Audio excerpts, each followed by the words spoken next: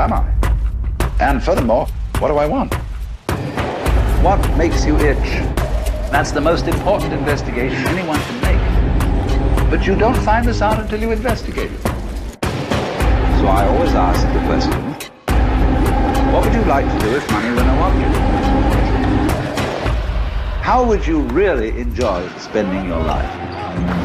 Because if you say that money is the most important thing, you will spend your life completely wasting your time.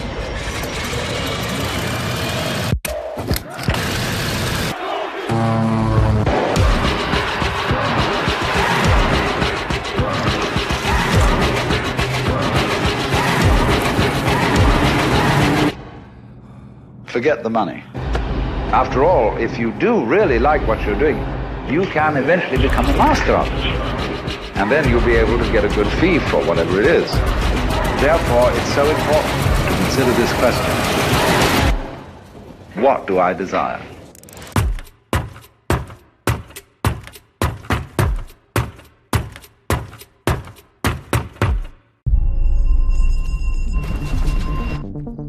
If we can see things for what they are, if we can see what they could be,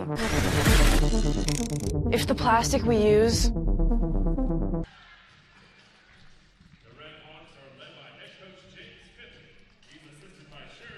Welcome, ladies and gentlemen, inside the Lockhart Arena on the beautiful campus of Utah Valley University, where the Wolverines are hosting the Seattle Redhawks here this afternoon. Now, a Saturday. I'm Kyle Bruder alongside Kaylee Doxey, the living legend of Utah Valley, joining us yet again. Kaylee, Utah Valley, they're getting into the thick of it here in WAC play. What have you liked so far from Utah Valley, and how do you think these two squads here stack up against each other? You know, I've really liked seeing their offensive come to life, especially in their most recent game against Chicago State. They hit an astounding 680 or something in the first set and finished with a really high hitting percentage. I've also liked seeing their defense blocking has looked really good as well. I think they stop a lot of balls, and offenses that they play against have a hard time responding. We saw some teams resort to tips or shots or do some other things. So it'll be really interesting to see how it goes today, especially considering the stats and how they stack up against each other. Seattle U,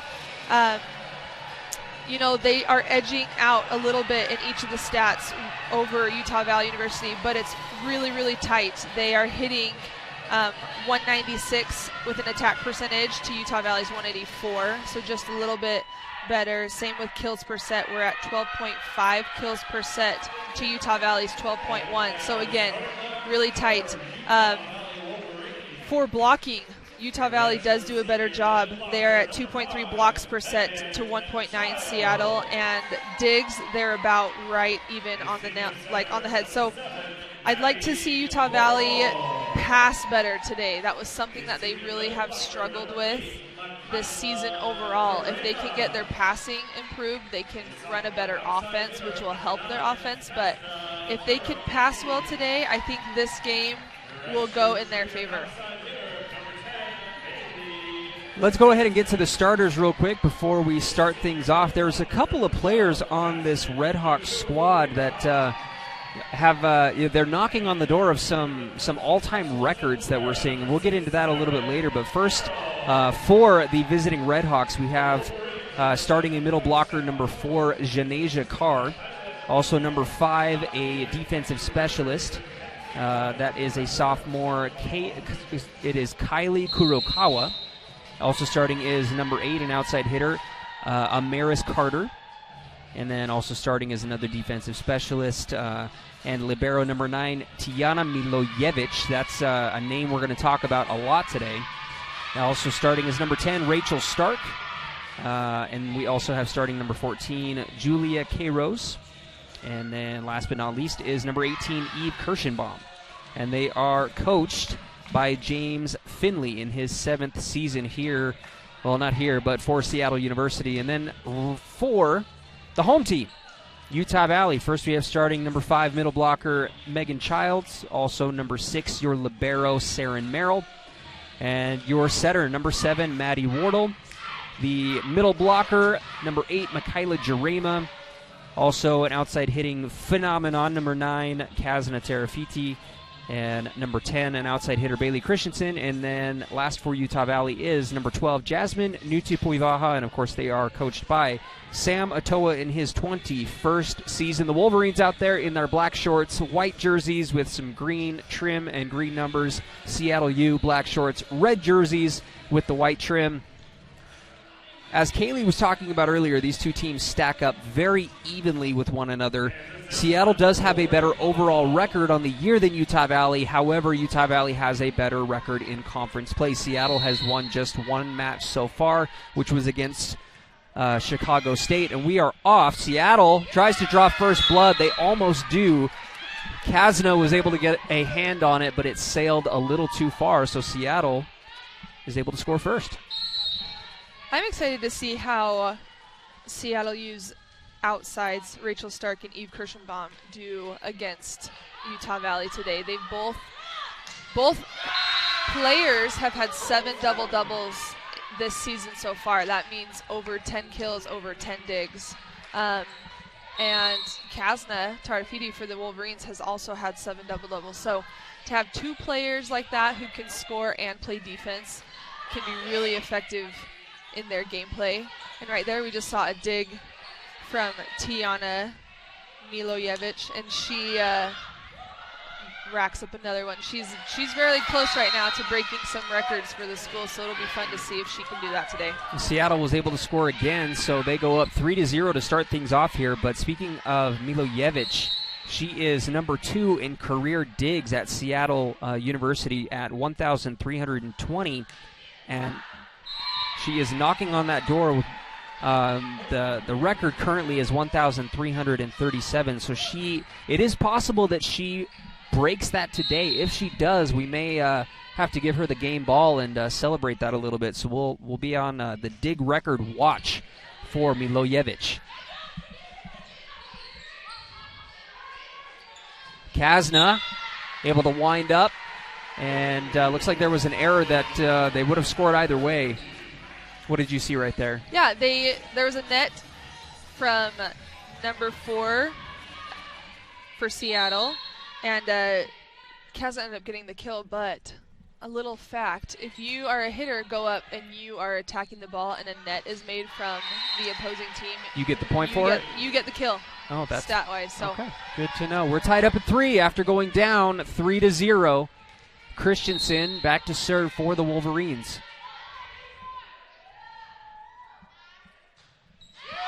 And the rare service error. We don't see a lot of service errors from Utah Valley, but this one comes early, giving the ball right back to the Redhawks.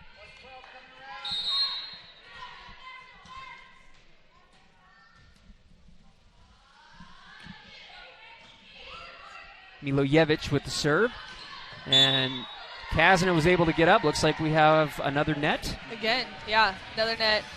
She would have scored on both of those, regardless of the net. The first ball went down. The second ball was shanked off the dig. So the net, yes, is a point, but take away those nets, she gets a kill anyways.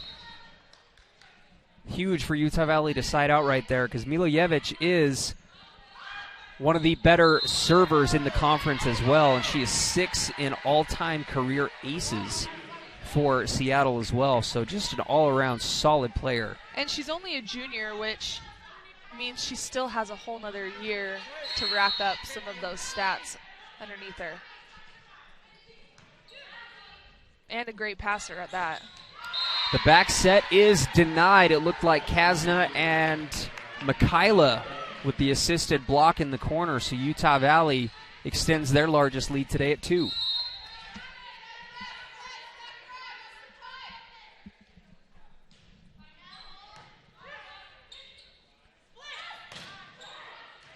Child's got a hand on the ball. Utah Valley able to keep it alive. Great job by, looked like Maddie Wardle to keep that ball alive. So unfortunately, this one a little too far, and Seattle will able to side out. Both teams have been siding out pretty well so far.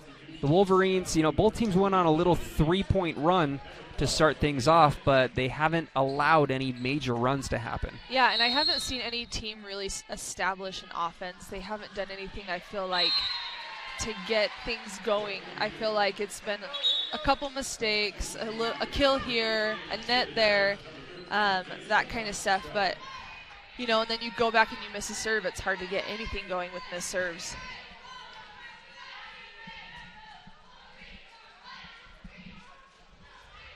Jasa Funk Stratton back to serve for Utah Valley. The officials talking some things over, but looks like we're ready to go.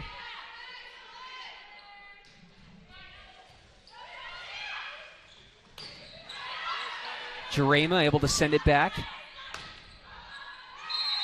And that ball sails out of play. 3 points. I know we've been talking about Tijana Milojevic quite a bit already in this game, but she's passed a couple balls already, and every ball she's touched as far as passing and serve receive has been a 3 pass, which means it's a perfect pass. You have 3 offensive options to run. So if I'm Utah Valley and I'm serving and I'm getting a serving call from my coach, get it away from her. Do not serve her the ball. You're right, go somewhere else. And they did that last time and got an ace. I think that was from Kirschenbaum, and then they ended up moving Kirschenbaum out of the way so she wouldn't pass. But yes, keep your serves away from the girl in the white shirt. That means don't serve her. Great observation. Still serving is Jasa Funk Stratton. And again, keeping it away from Milojevic.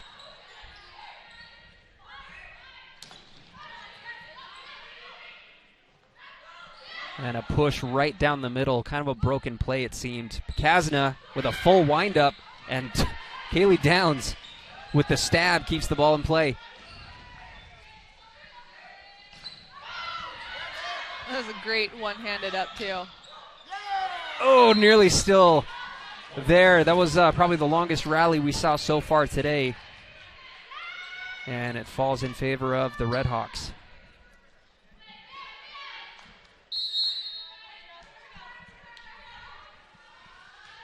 Kirschenbaum with the serve.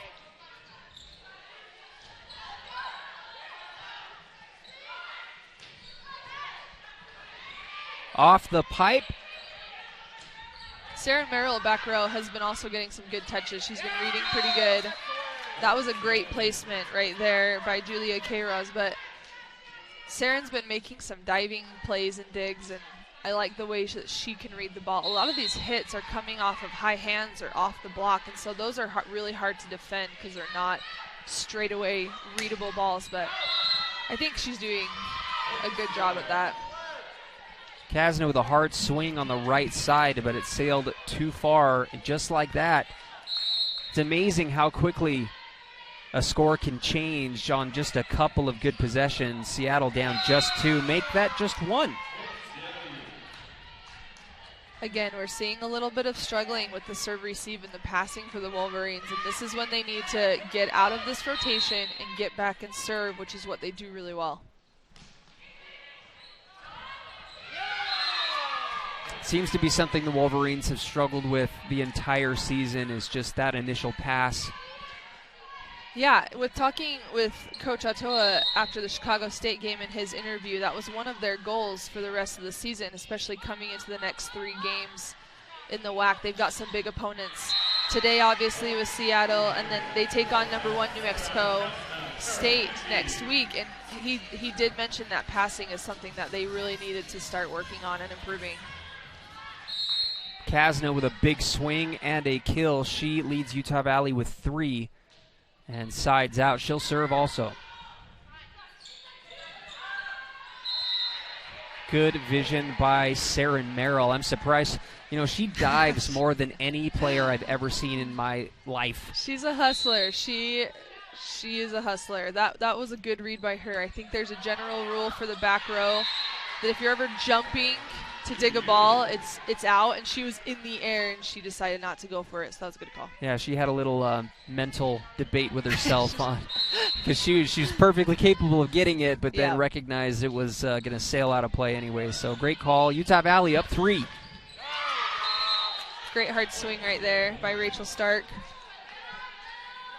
Stark, one of those players we mentioned earlier that has been filling up the double-double, I guess, stat category throughout this season with, looks like she has 1, 2, 3, she has 7 so far, as you mentioned, her as well as Kirschenbaum. Jasa with the diving save kind of gets Utah Valley in a tough spot, but fortunately for them, I guess a misfire for Seattle will allow Utah Valley to side out, and Sarah Merrill will go back to serve, one of the better servers on this team.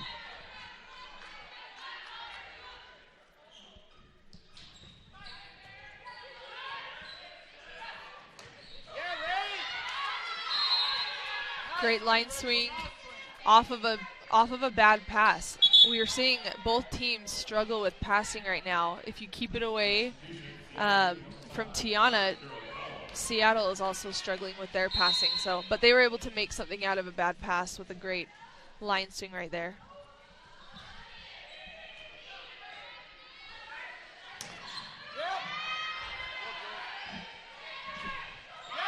Man, I have been really impressed with Seattle's ability to block so far today. I think that's the second block today.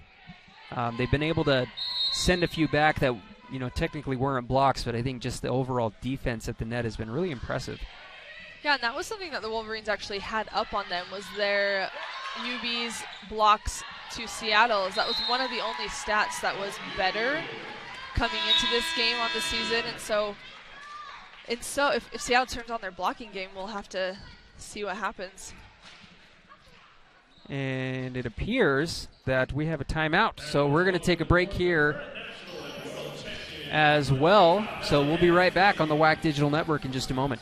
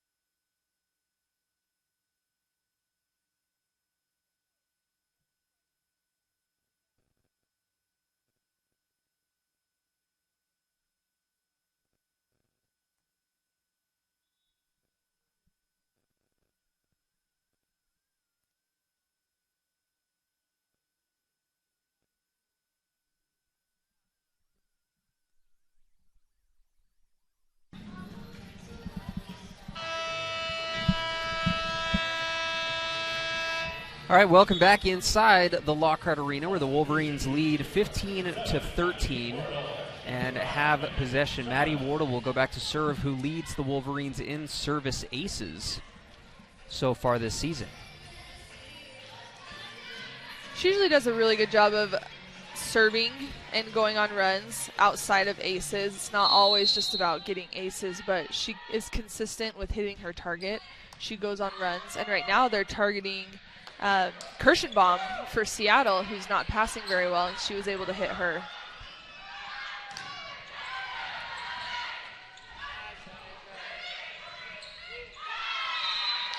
Milojevic kind of does I want to say it's a dance of some kind. She was really disappointed in herself. I think she tried to sneak almost a setter's really dump smart, kind of thing, yeah. But it just didn't quite get over. Uncharacteristic, I'm sure.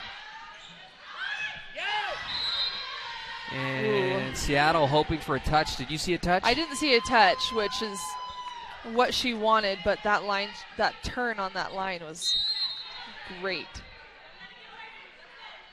The Wolverines lead by 4.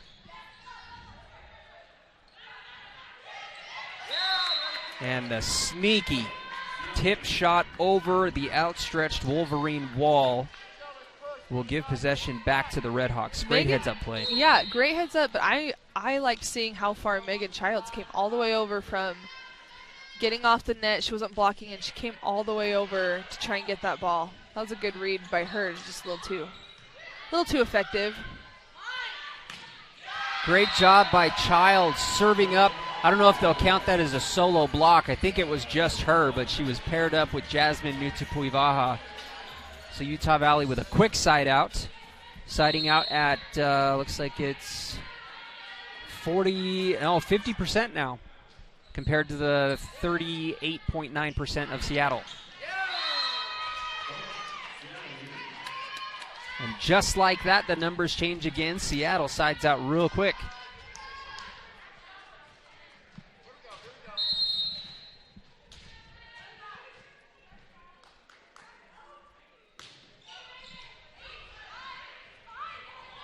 Back set to Childs, and Childs with back-to-back points.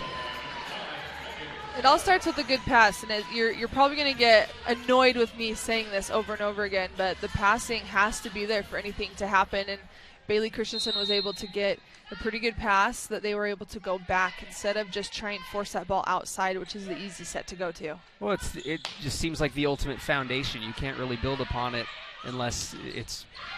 You have to pass the ball. Yeah, exactly. Every time, right. Yep, that's what we start with. That's like volleyball 101 is serve and pass. So when that is taken care of and looks good, the whole game is able to expand. Wolverines up 5. Child's able to get a hand on this one, but a hard swing breaks through, and Seattle trims that lead to 4. Kirschenbaum does a really good job of swinging high. She's got a high reach. She's tall. She can jump well. Michaela Jarema and Megan Childs had a tiny little hole in the block. She's able to sneak it through. So blocks got to get closed. There can't be any holes in any of the blocks.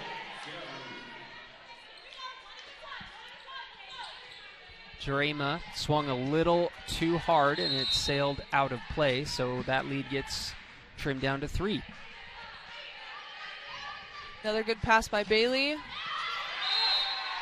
the kill by Megan. We saw that just a couple points ago. Pass by Bailey, kill to Megan. Don't you love it when your words are, like, validated by the next play? They are. Yes. It's almost like, A plus B equals C. Yeah. A good pass plus a good set equals a point off of the kill. And that was big for Christensen because she has struggled a bit in the passing game, so her setting that up for her team was huge. Kasna able to take advantage of a kind of a broken situation, and the Wolverines go back up 5.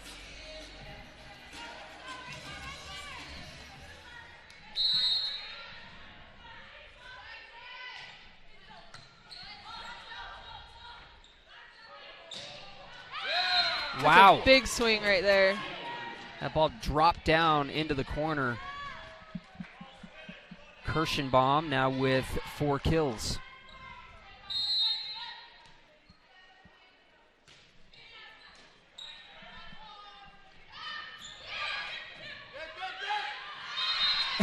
You see Kasna kind of throw her hands up like, all right. I don't know.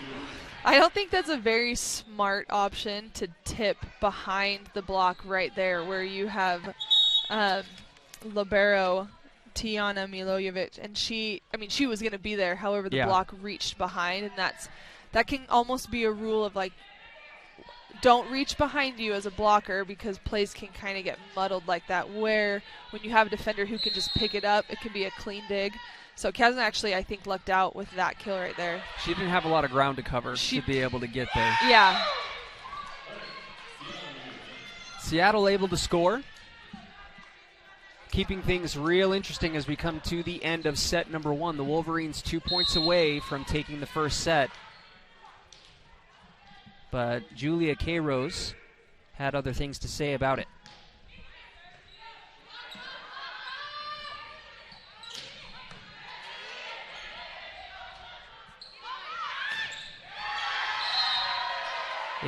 Another great block at the net. This time, the duo of Michaela Jarema and Kaylee Downs sent the ball packing, and it is set point.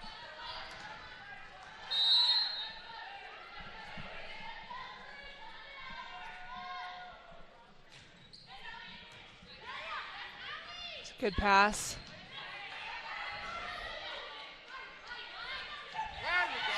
Again, that's something I noticed on Monday when Wolverines played Chicago State.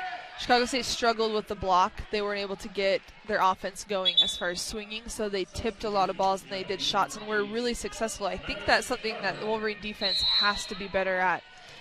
They can't rely on their blocking, but they have to play back row defense and read those tips.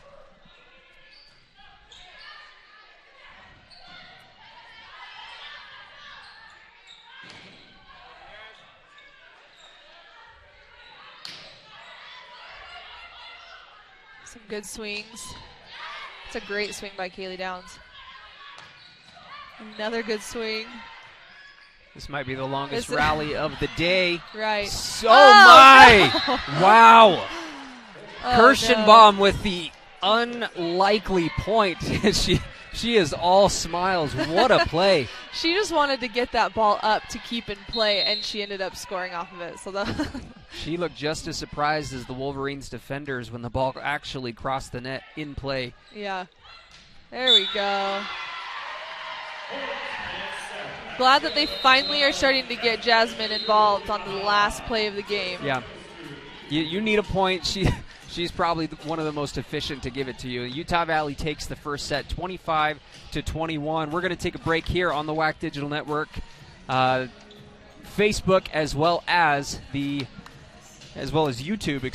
and the KSL TV app. So we'll take a break. We'll be back here in just a moment for set number 2.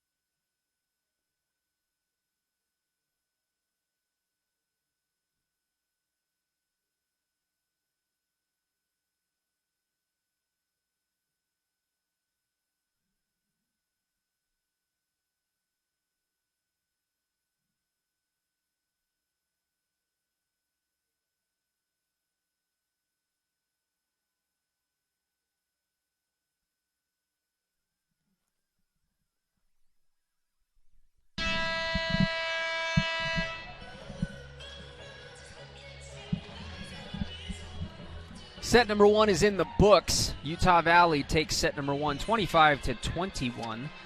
And set number 2 about to start.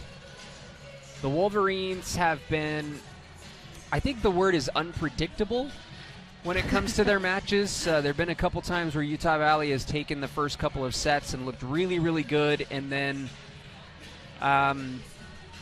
ultimately kind of fallen apart after that.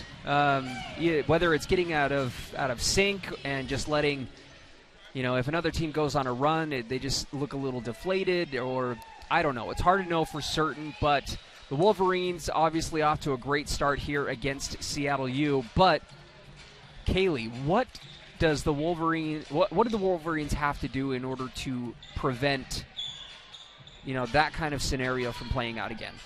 I think, so I was doing math during the break, and we'll see how this goes. But errors, Seattle had 10 errors on hitting errors alone. They had 2 service errors. They had some reception errors. They also had 3 net calls. So right away, that's 17 points given in some form to the Wolverines. Now, if teams can clean up their game, they clean up their hitting errors. They don't have 10 hitting errors. They don't serve the ball out. They don't net, that kind of stuff. It's going to be harder for any other team to score points if they eliminate those. I think the Wolverines need to score their own points, meaning off their kills, off their aces like we just saw from Tori Dorius. That kind of scored stuff. Both points for Utah Valley so far here. Yeah. So they need to just focus on their own game and how they can score games and not rely on other teams to make errors to give them points. I agree. You said it best. It totally makes sense. You can't rely on certain things, and you got to wonder how much of that is just kind of subconscious, because obviously you talk about it and you're like, we're not going to rely on another team's mistakes to be able to perform well. Right. And I don't think any team goes into a game thinking, hey, we're going to bank on them giving us X amount of points. Yeah. I think you always... That's just cherry on top kind of thing. Right, it is. And, the more points they give you, the better. But you have to figure out a way to score your own points and take care of the ball whenever you get the chance. Because right now, essentially, now Seattle has a chance to score, and the game goes back and forth so quickly. Okay, Utah Valley just blocked the ball, and that was their chance to score on defense. So they took care of the ball in that instance. The game goes back and forth so quickly. 1 second, Utah Valley is in a position to score because they have the ball. The next second, Seattle. So it goes so quickly, I think that you just have to do what you know how to. They've been playing ball for years. They just have to take care of the ball, score their own points. It's just execution. Execution, yeah.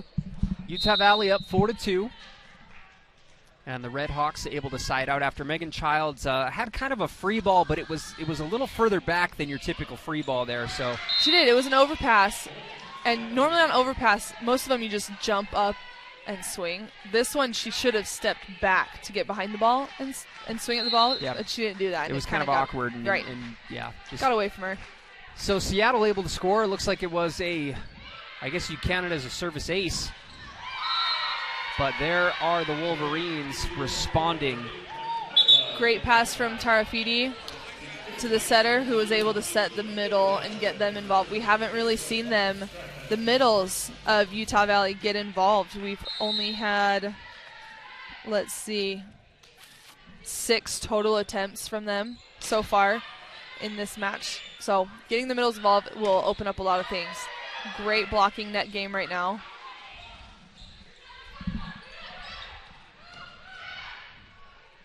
Back set to Downs. And that one will sail out of play. That's a tough shot. They wanted the tip, and I don't think they got it. Pleading for the touch. They were all pleading. I think that one was a couple inches too high, but they went for it.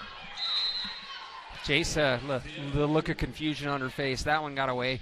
That's an uncharacteristic miss for her. She's usually really consistent with her serves. I think missing is not in her nature. And if it is a miss, it's usually short. I don't think at least in recent memory, I haven't seen her miss that deep. Serve, too deep. And at this point, it'll go to Utah Valley. They go back up 3 here early in set number 2, 7-4. Kasna will serve. She is leading the way for Utah Valley still. 5 kills, 5 digs, hitting .364. And then the untimely service error will give possession back to Seattle. 3 aces for each team, 4 service errors for Utah Valley, and 2 for Seattle.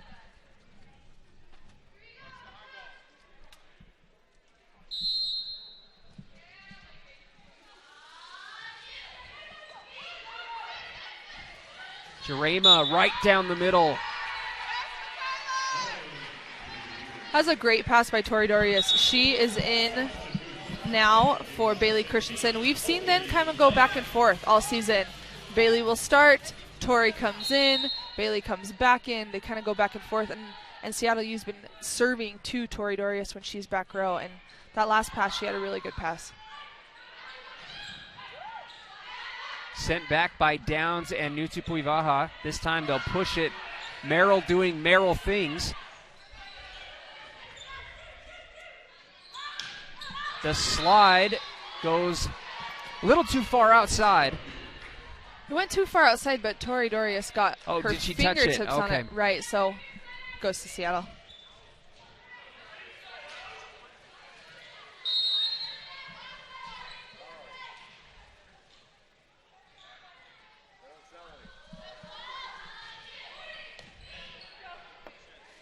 They'll go back to Dorius.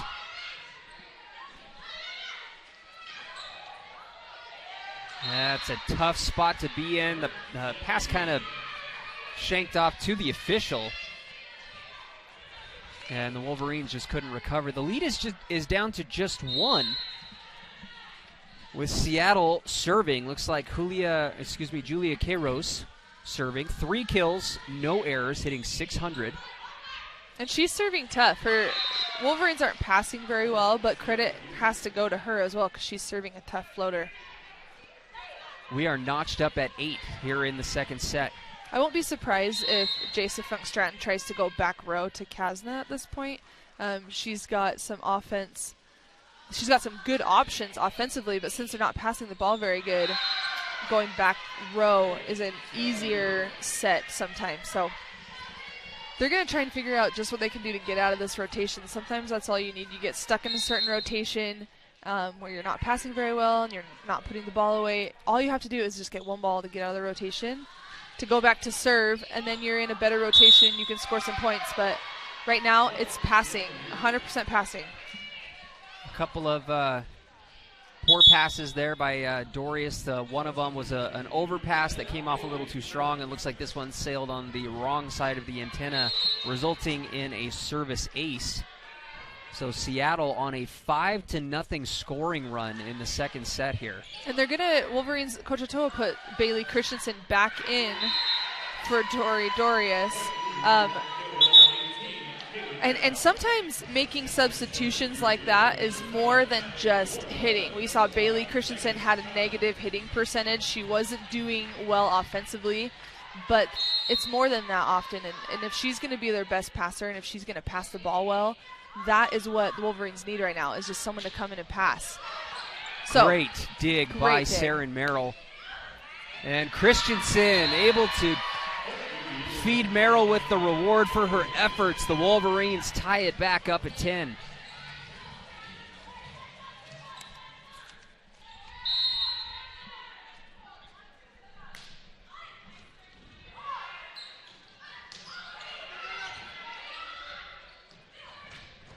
Oh, man. That's just pretty.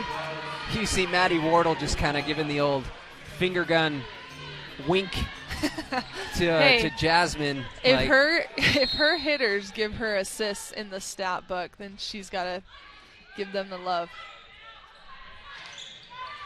Another solid play at the net, and that will be too many hits on Seattle. The Wolverines on a little bit of a run themselves. They go up 12-10 on a 4-0 run.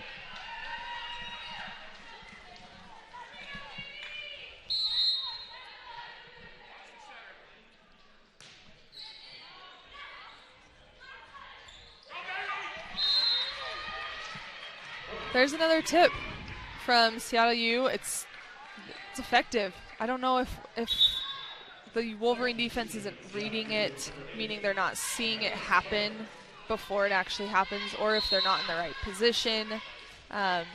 their base defense where Coach Atto wants them to be, but it's something that I feel like they need to address in practice before they start taking on WAC opponents again for the second time. I believe this is the last WAC opponent that they haven't seen before they start over again. I think you are right. Let me check just to make sure. Yeah, it looks like they start that rotation over again because the next game will be at New Mexico State and then at UTRGV. So a lot of tough matches coming up.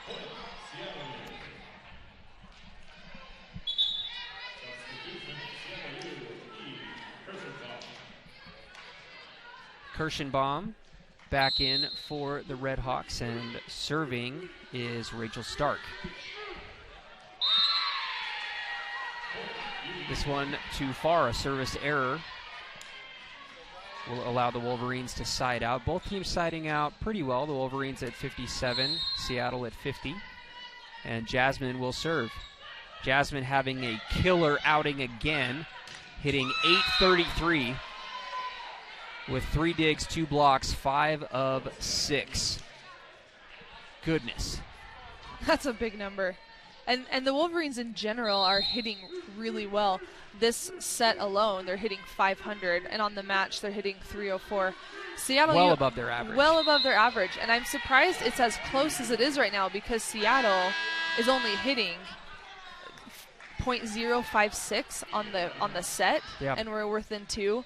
So again, I think it comes down to passing. Seattle has missed some serves that have kind of ruined the momentum, but I'd like to continue to see Utah Valley with such a high hitting percentage, even off of some of their passes that they've had, their bad passes, I guess you could call them. But yeah, I'm impressed right now with what they're doing offensively. We're going to stay right here through the break.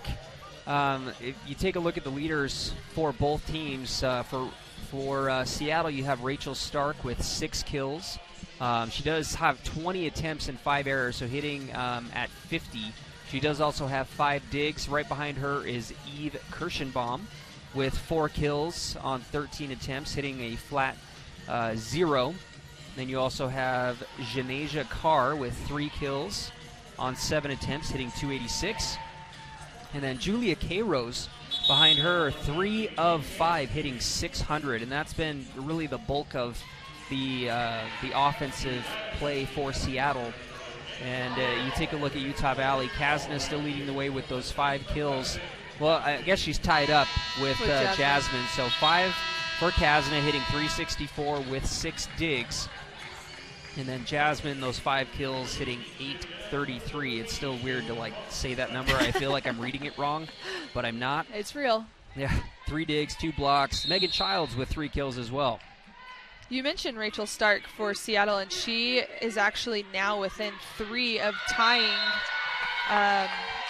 the number 9 overall kill leader for Seattle U. If she gets to 10 kills this match, she will pass and become the sole leader of number 9 for overall kills for Seattle University. And she is a redshirt junior, so she's got the rest of this season and another year. Yeah.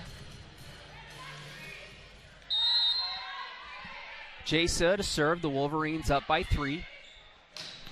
Beautiful setup right down the middle. It's so hard to defend that. That's really hard to defend, yeah.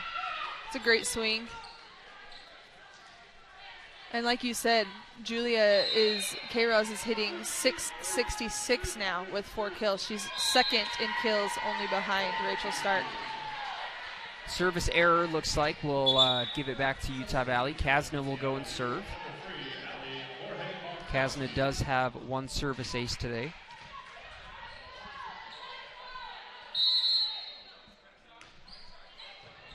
Great serve by Kasna. Just about an overpass. And Christensen will push it back into the corner, but Seattle ready for it. Nice job by Christensen to chase the ball down. And again, coming through is Julia K-Rose. I feel like it's just the Jasmine Nutupuivaha of Seattle. Both of them are hitting the ball extremely well. 5 of 7 for Julia, hitting 714.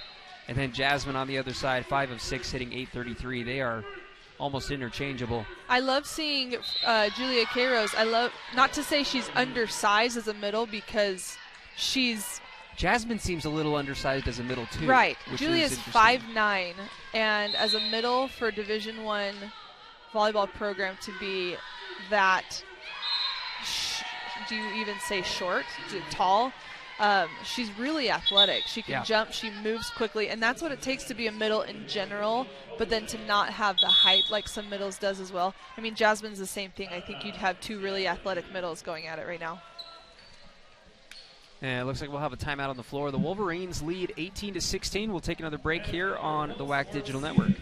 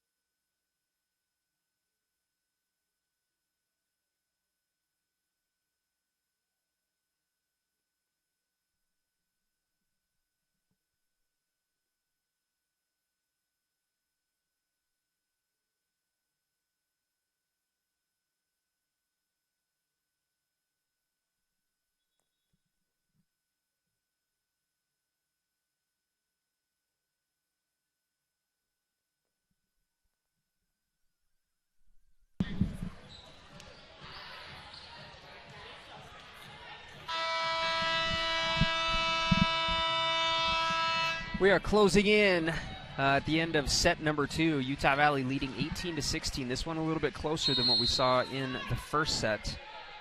Saren Merrill will serve for the Wolverines. Utah Valley with 3 blocks in this current set.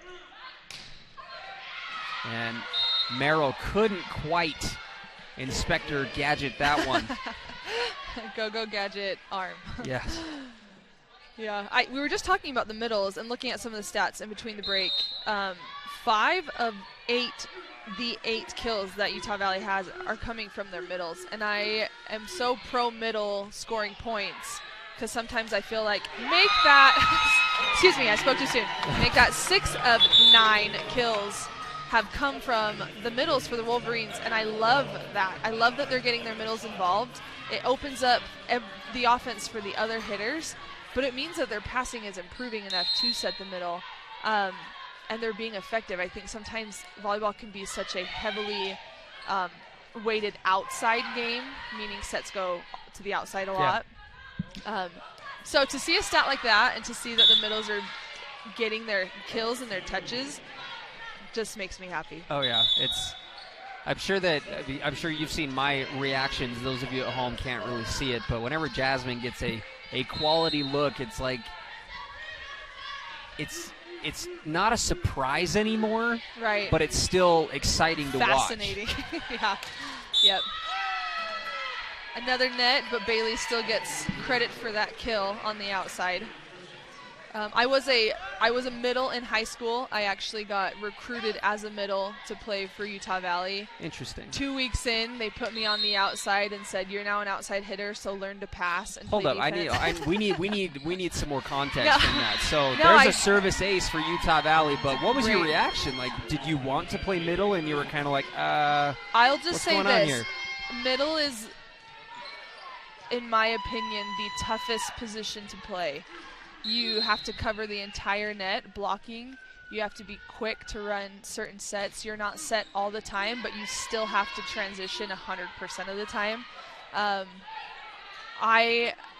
think I was supposed to be an outside my whole life, though. I think that was where I was supposed Apparently, to be. you're the all-time leader in kills, so I'm trying to think like, I mean, you. I'm just trying to put this in perspective for our listeners here. I did not know this. You were recruited as a middle. I think the hardest part, though, for me coming as a middle was in high school. When you're a middle, it's always that's what you do, and you don't play back row. A libero comes in for you. Okay. So I never got the opportunity to play defense or pass to prepare me to be an outside hitter in college. So I had to learn how to pass and play defense at a collegiate level, and I struggled a little bit. I wanted to play back row. I got pulled a cup for my freshman year. I didn't play back row. I came out. but I learned how to pass and play defense, and it's part of my favorite part of the game. But I'll just say this, I have a lot of love for middles because they're near and dear to my heart with my experience. It is a really tough position, and I'm rooting for a middles revolution where middles get to play front row and back row, and they don't get taken out and they can pass. I guess it just depends on personnel, but yeah, I like seeing middle stats go up. I like seeing middles get their chance to swing. I love seeing outsides get their play and their pass and their glory. And, someday when I grow up, I want to be a left-handed setter, 6'2" setter, so I can dump and set the ball. So there are a lot of positions. This 6 people on the court have a lot of different roles to play, and if you don't play them well, the team doesn't work. So I think Utah Valley has a lot of good personnel on all 6 positions. Man, interesting stuff from Kaylee Doxey. I am so impressed. I'm sure. I feel like I'm talking too much about myself. No, not at all. It's really, really interesting. And I'm sure that, honestly, that probably happens more often than people think. Sometimes people, with any sport. Yeah. You're recruited as a certain position. Say a football player recruited at quarterback doesn't play quarterback. Ends up doing something else. I think high school coaches have to use what they're given. You don't get to recruit who gets. I mean, you're not supposed to. You don't get to recruit the players that come into your program as a high school. I fortunately came from a very good high school program. We had great athletes who went all over the country to play D1 ball. We won state. And I was one of the taller hitters. I could say I probably was one of the most athletic, quickest to be able to play middle.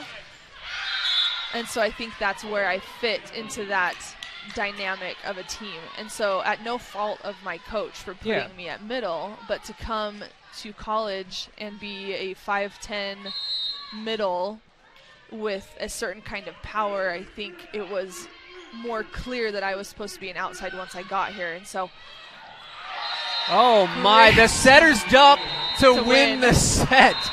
I don't know if I've seen Maddie do a setter's dump like that before. That was a great, I saw one recently in one of the games, but she doesn't break it out often. And I love when she does because it's so few and far between that it's almost 100% successful. Yeah. To say she should do it more often might be true, but I don't know if it'd be as successful, but she does a really good job when it happens. Very interesting. Way to end the set. All right, Utah Valley goes up 2-0. We're going to take a break here on our end, and we will be back to go over the stats a little bit and see if Utah Valley can take it in 3 here at home.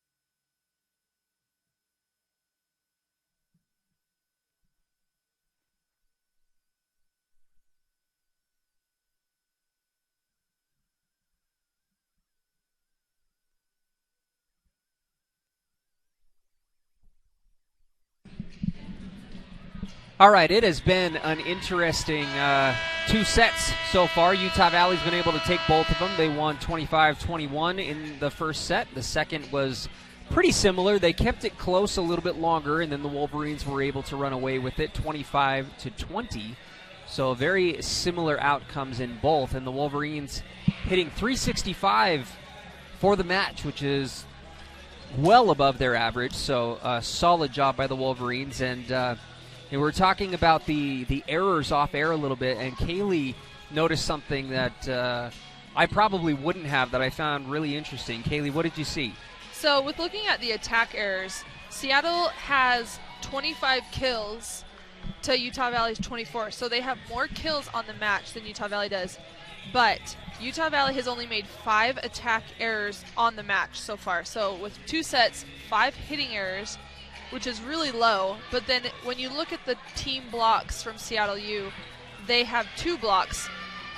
And a block is considered a hitting error. So if you subtract Seattle's 2 blocks from the 5 errors that the Wolverines have had, that gives the Wolverines only 3 unforced hitting errors that they have made. So they've only hit the ball out or into the net 3 times all game, which is really impressive to me because it's just clean offensive ball for them.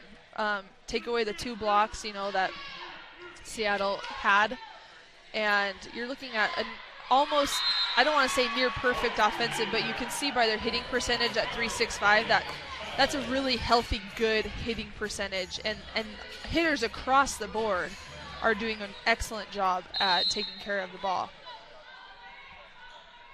Utah Valley able to score a kind of a sneaky play by Megan Child. She's able to score again with 5 kills. But Seattle able to respond right away. They go up 2-1. And back to serve for Seattle is Milojevic, number 9. 6 digs. She is knocking on the door of that all-time dig record. She may not get there today, but time will tell. Yeah, she's at 6 digs on the match so far. She needs, 17 to break that record. So if she can fit in 11 digs this set, if the Wolverines can close it out in 3, then she can get there. But we'll see how it goes for her the rest of the day. Yeah, if not this match, then certainly the next one. Definitely. We mentioned she is a junior, so she's got a lot of games left in her career to break that record and exceed it as well. Kazna able to put the block party on Seattle. Kazna, she came here. She was so dynamic offensively last season. Won WAC Freshman of the Year. But seeing how well she has blocked the ball this year as well has really, really impressed me. Like, do you see that very often from outside hitters where they just block the ball? She's obviously not a middle blocker. It's not, her MO, I suppose, if you want to call it that. But she's just surprised this season with how well she's done that. Yeah, I think there are a couple things that are to what you just said. Outside hitters block the right side and often help with the middle and center, and they don't get the opportunity to block as many balls as the right side or the middle blockers do. So she is doing a really good job of when she does get a chance to get up and block, she gets up, and I think that's a tribute to her work ethic. She can jump really well, and she is really strong. She works really hard in the off season, and for her to be able to get up and block is because she does work hard to be strong, jump high, all those things. I think we're going to have an error on Seattle, a double hit. I think we saw a block from Kyla Jarema go off someone's head at one point too. Yes. And they were able to recover. Yeah, that was impressive. It looks like it went off the head of Kylie Kurokawa. She looked a little dazed for a moment, but I think she's okay.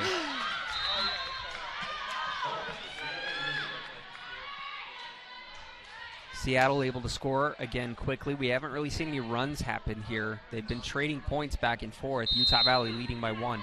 And that was Sophia Sanchez's 2nd kill on the match right there.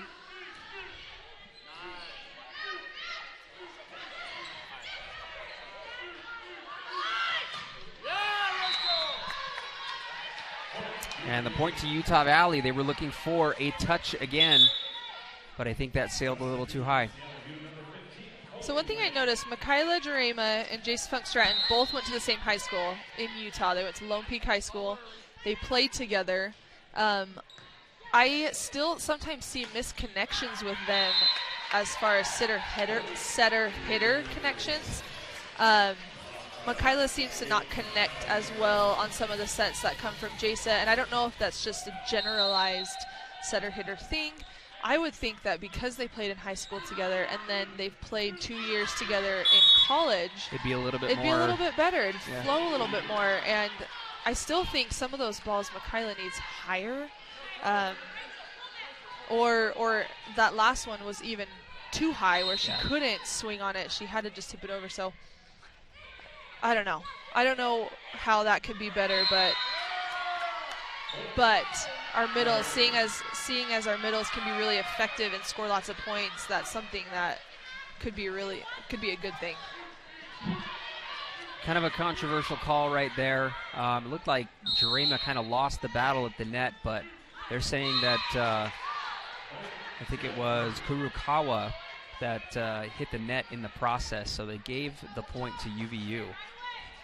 There have been a couple of them where Seattle's coach has been questioning the calls, especially with some back row attacks from the setter, some over calls. A service error by Seattle gives the Wolverines their largest lead of the set, 10-5.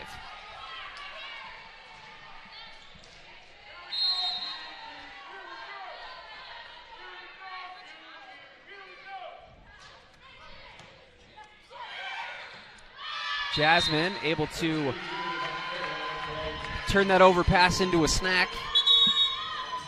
7 kills on 8 attempts, no errors still. Jasmine near perfect. She's tied. She's tied with Kazna right now for leading the Wolverines in kills on this match, and she has had 0 errors. She's hitting 875, and I will repeat that again. 7 kills, 8 attempts, with a hitting percentage of 875. Doesn't make a lot of sense, but that's what it is. The Wolverines as a team hitting a blistering 750 for the current set, and for the match 417, which I believe is about double their average. Right. These guys are dangerous. The Wolverines are a dangerous team to meet, and I think because of their offensive game, they are a real threat to take the WAC and be first place going into the tournament and win the WAC tournament. Their offense is really carrying them through a lot of these games that they've been successful, but they do have some weaknesses that need to be tweaked and adjusted and worked on.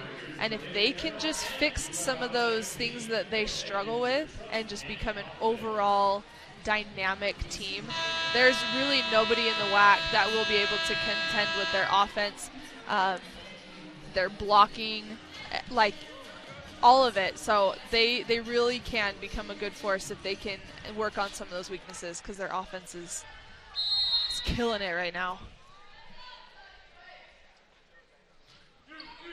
Merrill with the serve. And there's Jasa with a nice pass.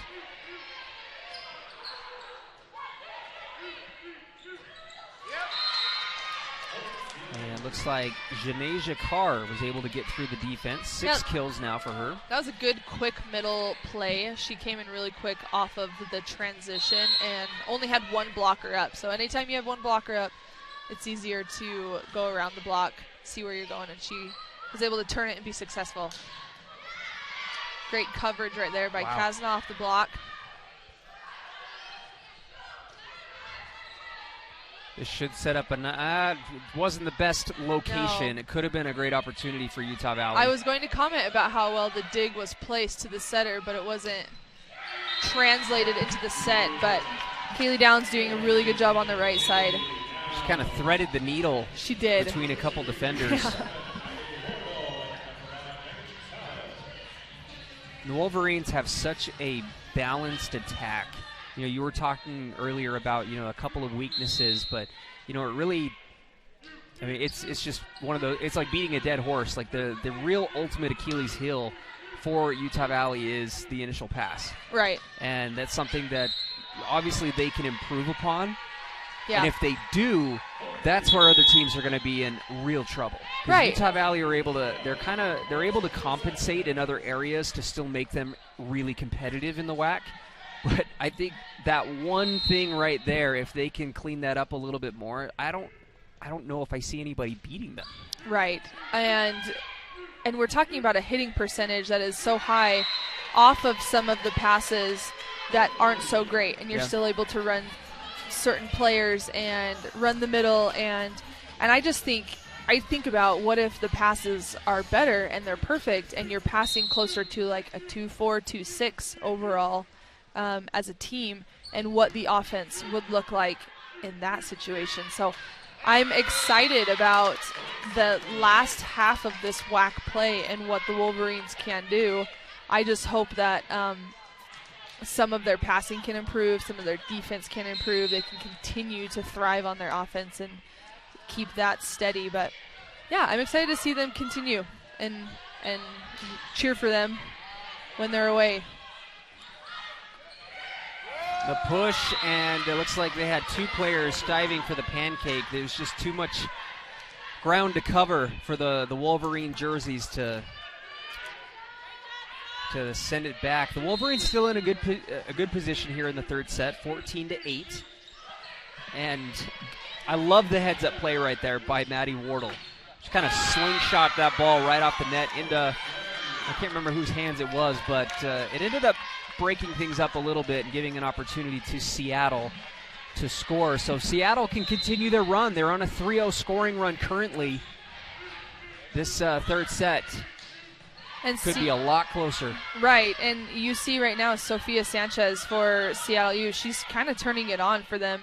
She's had 2 kills the last 3 points, which basically has almost doubled her kills for the whole match. So you've got to start recognizing which players are getting hot and how to stop them while continuing just to focus on your own side and taking care of the ball, which they're not right now.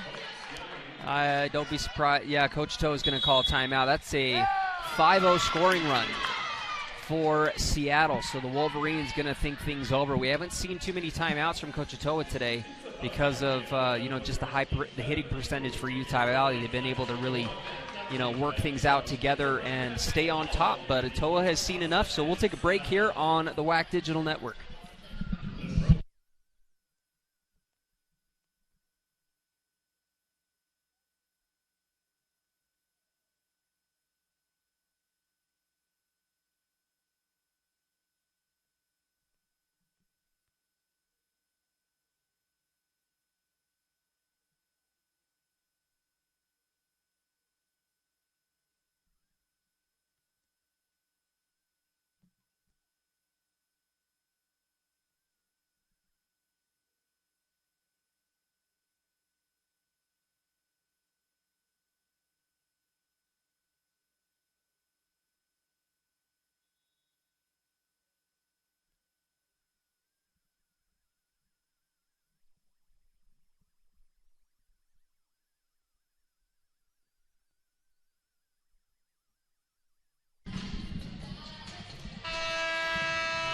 Seattle U on an absolute tear right now in the third set, facing elimination on a 5-0 scoring run. Serving still is Rachel Stark. We've seen some personnel change. What a great swing. While I redirect my thoughts. Yeah. I was going to say that Maddie Wardle and Jasmine Nutipuivaha connection has just been so good today. Yeah, they look really good. Again, we're going to talk about Jasmine's hitting percentage. She's now 8 kills for 11 attempts with a 727 hitting percentage. I wanted to make mention, though, Seattle U had some personnel changes that maybe have helped them later in this game with Sophia Sanchez has come in, and she's now swinging on the outside for Eve Kirschenbaum, who was hitting negative. And she's doing a really good job. I think stuff like that really motivates a player to come in and get the job done when you get a chance to come off the bench. And seems like she's really taking advantage of it. So I've seen this in the last couple matches, though. Set 3, Utah Valley's up 2, sets to none. They can close it out in 3, and something in the middle of the set 3 happens where the opponent makes a push. And I don't know if it has as much to do with errors made by Utah Valley or if the team is just trying to turn it on as a last-ditch effort. But you see teams really push hard for this set 3 to take it so that it continues the match. And that's kind of what we were seeing right there from Seattle U, where they had a 5-0 run. Coach Toa had to take a timeout, and I'm sure he was saying, don't do this again. Chicago State did the same thing and made it a close match toward the end of set 3. But I'm hoping to see Utah Valley really just keep it clean and do what they know how. And I don't know if it's a focus thing or if it's, I don't know, more pressure put on them by the other team. But I want to see a clean third set, and they've got 8 points to finish.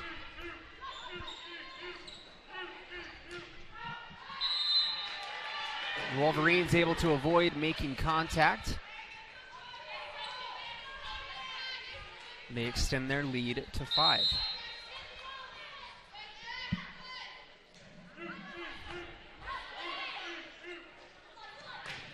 Oh, man, down the left side, and Megan Childs denies. That was Sophia Sanchez on that kill, and I don't know if she was just feeling really good about how she's playing, but she went up just guns blazing and got denied by Megan Childs. Sometimes it pays off. It'll, shank off to the side, but my goodness. Or muscle through. Yeah, I think Megan just was in a great position to press over. 5 blocks for Megan Childs and 7 for Michaela Jarema. Seattle will call timeout as the Wolverines hit that 20-point mark. They lead by 7.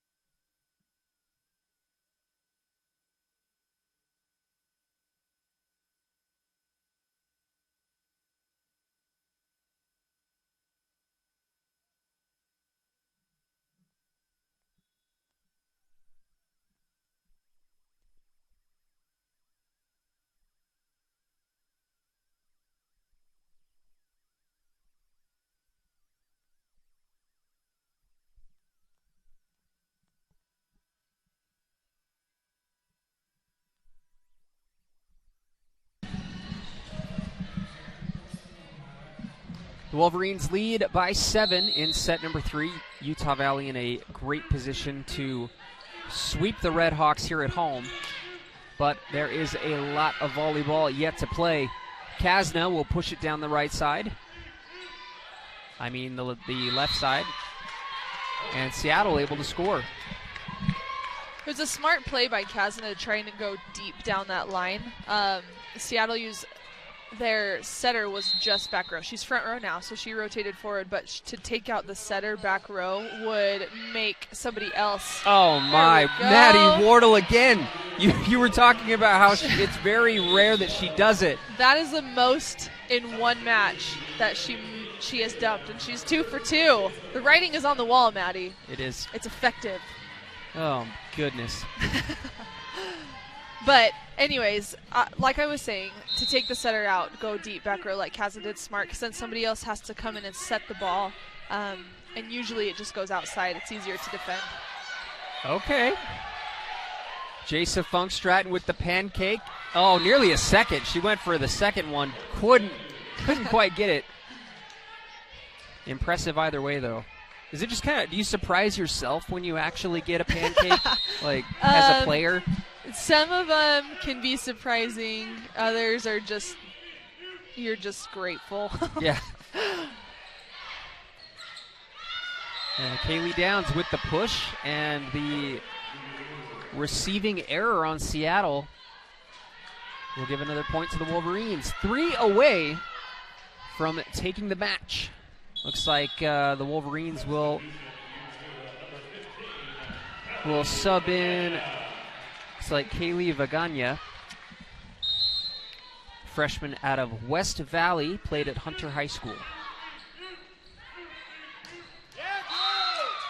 She was one of the first to come in Chicago State, too. They were trying to rotate some players in off the bench during the Chicago State match, and she also came off first in the bench on the right side for Megan Childs. So we'll see if she can get some good swings in before this match is over.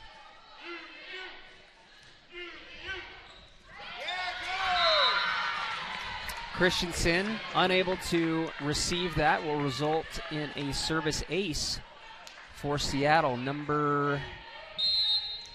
I believe it is number 5. 5 service aces and 5 service errors for both teams today.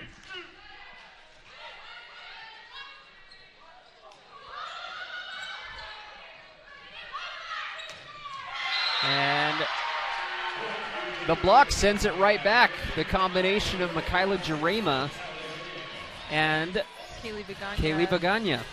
This is a dangerous, I was going to mention before this, when 22 is a dangerous number when you're up, you still have 3 points. 21 is even more dangerous. You get comfortable once you get into the 20s sometimes, and that's when teams can make a big push to stop you from finishing the set. But Utah Valley has done a really good job this set of staying focused so far. We're at match point after the service ace by Saren Merrill. And that will do it. This ball sails out of play. The Wolverines win all 3 here at home and keep things real interesting here in WAC play. The standings are really, really close. I'm excited and interested to see how the other teams fare this weekend, because there's 3 or 4 teams that are just notched up from second place down to about 5th or 6th. So anything can happen. I think the standings are going to continue to fluctuate for a while before teams start to make any kind of separation. Right. But we're only halfway through WAC play, and I say only, but it's coming down to the wire. And teams' wins and losses matter right now. If you want a good standing for the tournament, you really have to take this last half of WAC play seriously in order to make a push to get the best standing possible going into tournament. So before today, or before this match, the WAC standings were as follows. You had New Mexico State 8-0, so no losses.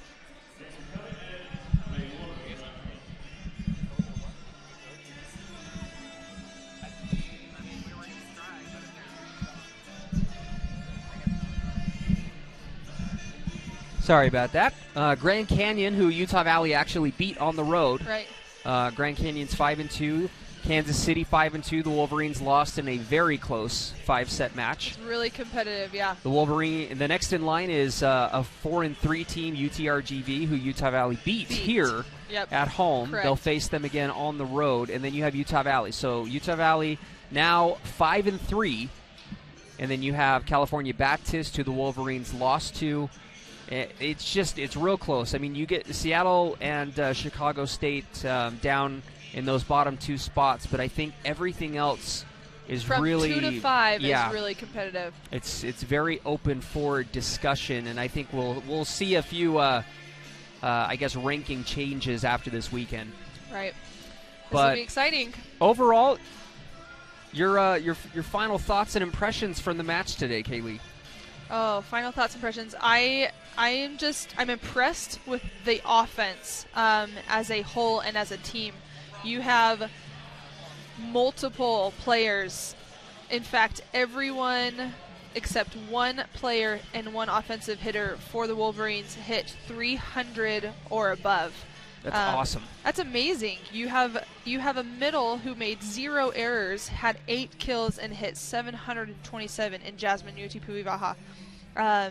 You've got an outside hitter, Kazna, hitting 412. And, we can get into, little details of percentages and stats like that. But I'm really impressed with their offense today and how they performed offensively. I did touch and talk about some of the things I would like to see them improve on. And I think the biggest one would be their serve receive passing. And it's more than just what meets the eye as far as stats. They had 5 reception errors, which is a 0 pass, but we don't see those numbers in between the 0 and the 3 to know exactly how they are passing. But as a goal for a team, you want to pass 2.5, 2.6 as a team, and I can tell you that they're probably not there. So that is my big takeaway for the remainder of WAC play and the remainder of their season, is just improve their passing and continue to dominate offensively. How huge would you say the opportunity for Utah Valley is with being able to host the tournament here? Oh, huge. I would give anything to have not only the final tournament in your home state, home gym where you practice, where you're every single day. That's a huge opportunity to be successful, where you've got your crowds, you can go and there's one thing to be said: you can go home and sleep in your own bed, whether that's in your that alone is huge. You have the familiarity. It could be a real asset for them to continue to do well, and to win the tournament and make it to the NCAA tournament based off of the #1 bid of winning the tournament is also huge. It's something that we haven't seen yet for Utah Valley women's volleyball, and something that I would have loved to have the opportunity to do when I played. That wasn't even a chance given our conference, and so I would love to see them really show up the last half of this season